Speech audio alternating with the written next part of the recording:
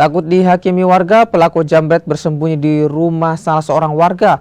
Pelaku sebelumnya merampas tas milik seorang nenek yang baru pulang dari puskesmas.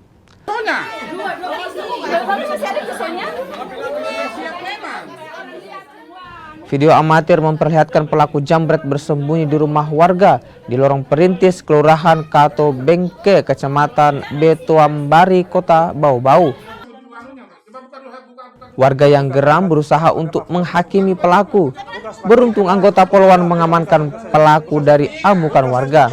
Pelaku diketahui menjambret tas milik seorang nenek yang baru pulang dari puskesmas. Korban sempat berteriak hingga pelaku dikejar warga dan bersembunyi di salah satu rumah warga. Korban pulang dari puskesmas menuju ke rumahnya. Di jalan tiba-tiba pelaku ini mendekati korban, kemudian memotong tali tas korban.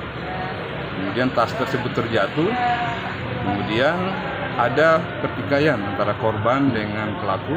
Namun pelaku berhasil mengambil tas tersebut, kemudian melarikan diri. Dan korban berteriak jambret. Kemudian dari pelaku itu dikejar sama warga.